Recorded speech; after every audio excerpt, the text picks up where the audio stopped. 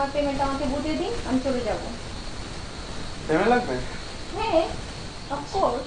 দিয়েছি দাও।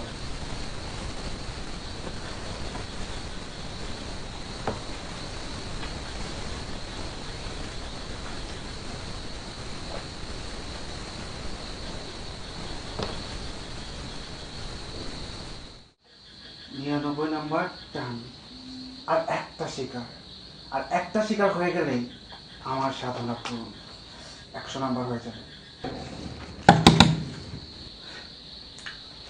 এই সময় আবার কে আসলো?